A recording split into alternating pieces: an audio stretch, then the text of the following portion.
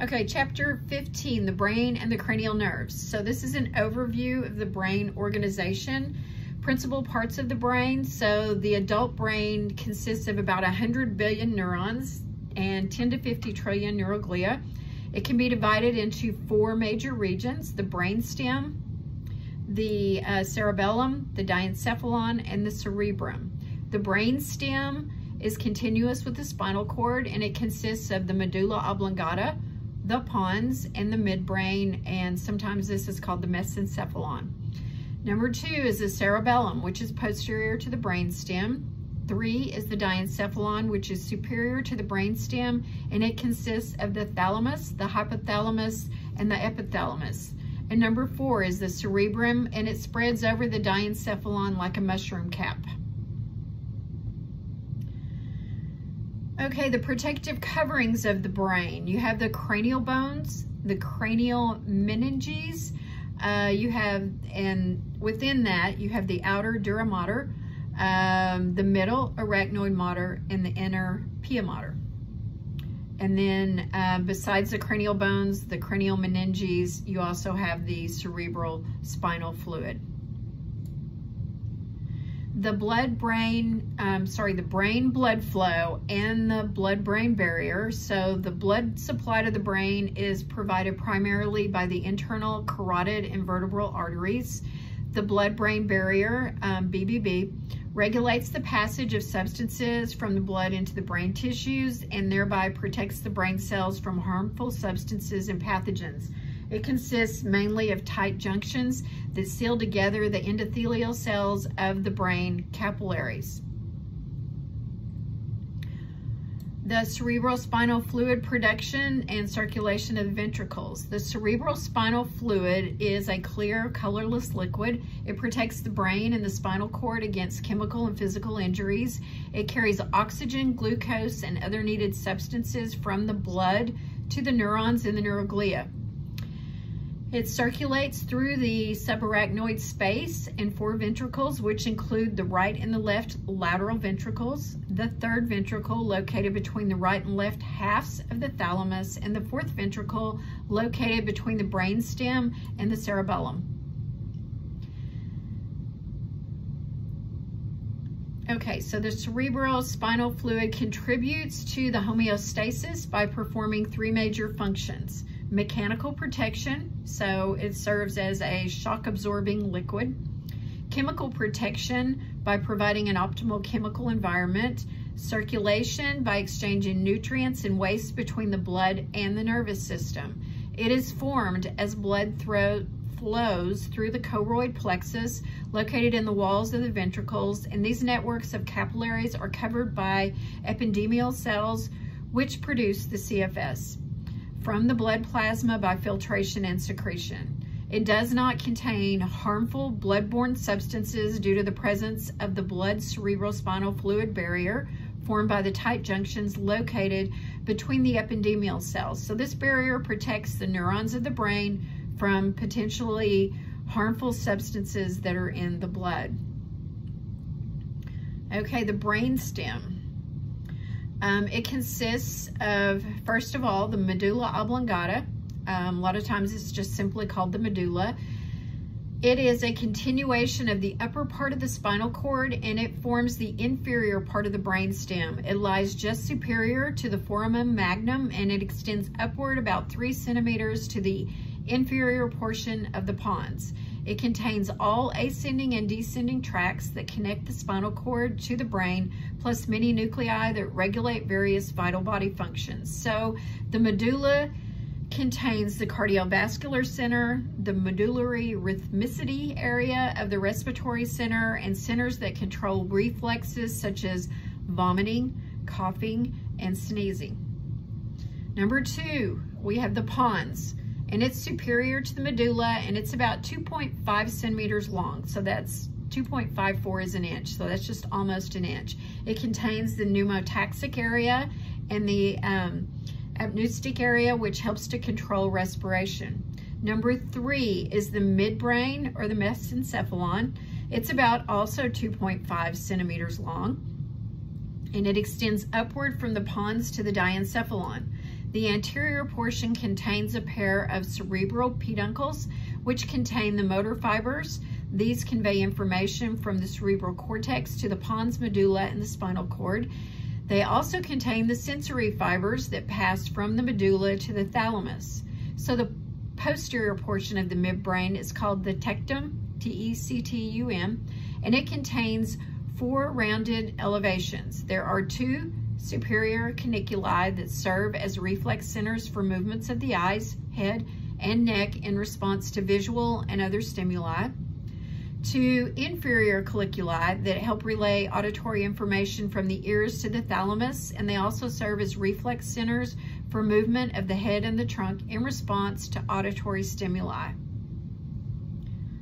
So the reticular formation, it's a large portion of the brain stem. The medulla, pons, and midbrain is a region called the reticular formation. It also extends into the spinal cord and the diencephalon. It consists of small areas of gray matter interspersed among small bundles of white matter. It has both motor and sensory functions. Its main motor function is to help regulate muscle tone. Its main sensory function is to alert the cerebral cortex to incoming sensory signals. It contains the reticular activating system, RAS, R-A-S, which is responsible for maintaining consciousness and awakening from sleep. It does so by arousing the cerebral cortex in response to incoming sensory signals. Okay, next is the cerebellum. It's located in the inferior and the posterior aspects of the cranial cavity. In superior or inferior views, it resembles a butterfly. Small ridges on the surface of the cerebellar cortex are called folia, F-O-L-I-A, and beneath the gray matter are tracts called arbor vitae, A-R-B-O-R-V-I-T-A-E, that resemble branches of a tree. So the main functions of the cerebellum is to smooth and coordinate sequences of skeletal muscle contractions required for skilled movements and to regulate posture and balance. Diencephalon. It consists of, first of all, the thalamus, which is superior to the midbrain. It's about 3 centimeters long, and it constitutes about 80% of the diencephalon. In about 70% of human brains, the right and the left portions of the thalamus are connected by a bridge of gray matter called the intermediate mass that crosses the third ventricle. The thalamus is the major relay station for sensory impulses transmitted to the cerebral spinal cortex from the spinal cord, brainstem, and the midbrain. Number 2, the hypothalamus. It's located inferior to the thalamus. It's divided into about a dozen nuclei in 4 major regions. So you have the mammillary, tuberal, supraoptic, and preoptic regions. 1, in the mammillary region, it includes the 2 mammillary bodies and the posterior hypothalamic nuclei. Number 2, the tuberal region includes the infundibulum. And number 3 is the supraoptic region. 4 is the preoptic region. So the hypothalamus is one of the major regulators of homeostasis. Its chief functions are to control the autonomic nervous system, which regulates contraction of smooth muscle and cardiac muscle and the secretion of many glands. Okay, another function is the production of hormones that regulate the secretion of the anterior pituitary hormones, and 2 are stored in and secreted by the posterior pituitary. Next is the regulation of emotional and behavioral patterns, regulation of eating and drinking by its feeding centers, satiety center, and thirst centers, regulation of body temperature, and regulation of circadian rhythms and states of consciousness. Okay, number 3, the epithalamus. It's a small region superior and posterior to the thalamus. It has a pineal gland that protrudes from the posterior midline of the third ventricle. It secretes melatonin, which is believed to promote sleepiness and appears to contribute to the setting of the biological clock. Number 4, Circumventricular organs, CVOs. These are located in the walls of the third and the fourth ventricles. They lack the blood-brain barrier, and therefore they can monitor chemical changes in the blood. They include part of the hypothalamus, the pineal gland, the pituitary gland, and several other nearby structures. They coordinate homeostatic activities of the endocrine and the nervous systems. Okay, the cerebrum. It is the seat of intelligence. It performs many mental tasks such as reading, writing, speaking, calculating, composing, imagining, etc. The surface of the cerebrum is composed of gray matter. It is 2 to 4 millimeters thick and is called the cerebral cortex. Beneath the cortex is the cerebral white matter, which contains gray matter nuclei. And the cortex contains fold called gyri or convolutions. Deep grooves between the folds are called fissures, and shallow grooves between the folds are called sulci. The longitudinal fissures separates the cerebrum into the right and the left cerebral hemispheres, and the hemispheres are connected internally by the corpus callosum. Between the hemispheres is an extension of the cranial dura mater called the falx cerebri, F-A-L-X. Okay, the different lobes of the cerebrum. Each hemisphere is divided into 4 lobes named after the overlying bones. So first we have the frontal lobe that controls voluntary motor neurons, concentration, decision-making, planning, and personality. Second, we have the parietal lobe. Here is where you have the sensory functions, the evaluating shape and texture of objects and touch. Third is the temporal. You have hearing and smelling. And then fourth is the occipital, which is where you have the visual, processes the incoming visual information, and it stores visual memories. The central sulcus separates the frontal lobe from the parietal lobe. It is anterior to the central sulcus in the precentral gyrus, which contains the primary motor area of the cerebral cortex. Posterior to the central sulcus in the parietal lobe is the postcentral gyrus, which contains the primary somatosensory area of the cerebral cortex. And the lateral cerebral sulcus, the fissure, separates the frontal from the temporal. The parieto-occipital sulcus separates the parietal from the occipital, and the transverse fissure separates the cerebrum from the cerebellum. And a fifth part of the cerebrum is the insula, and it's located deep within the lateral cerebral sulcus under the parietal, frontal, and the temporal lobes. Okay, next is the limbic system. This is a ring of structures on the inner border of the cerebrum and the floor of the diencephalon that encircles the upper part of the brainstem and the corpus callosum. The limbic system functions in emotional aspects of behavior. It also functions in olfaction and memory. Hemispheric lateralization. The cerebral hemispheres are not anatomically or functionally symmetrical, so the left hemisphere receives sensory signals from and controls the right side of the body. And in most people, it is more important for reasoning, numerical and scientific skills, and the ability to use and understand sign language.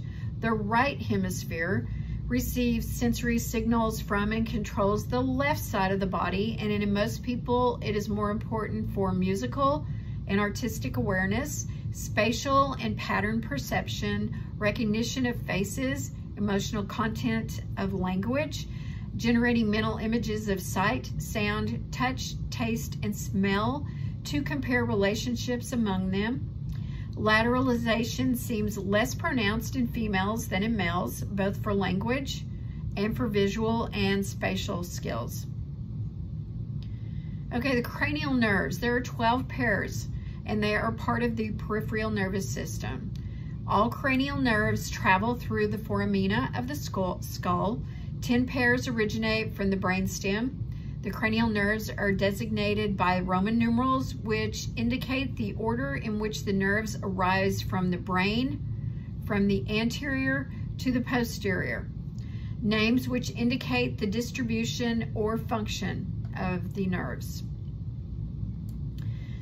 The two cranial nerves, 1 and 2, contain only sensory fibers, and therefore they are called the sensory nerves. The cranial nerves contain both sensory and motor fibers and are therefore called the mixed nerves.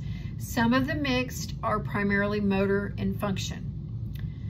The individual names and Roman numeral designations of the 12 pairs of cranial nerves and their major characteristics are the olfactory is the number 1, and it is entirely sensory. The optic is 2, entirely sensory.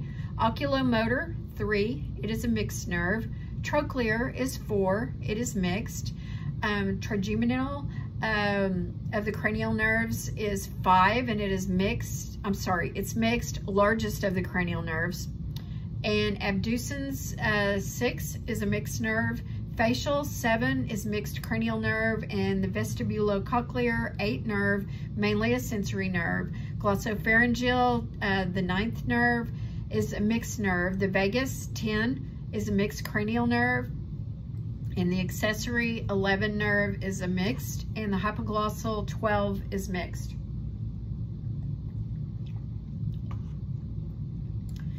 Okay, aging in the nervous system. The effects of aging on the nervous system include, during the early years of life, rapid brain growth occurs primarily due to an increase in the size of the neurons and the proliferation and growth of the neuroglia.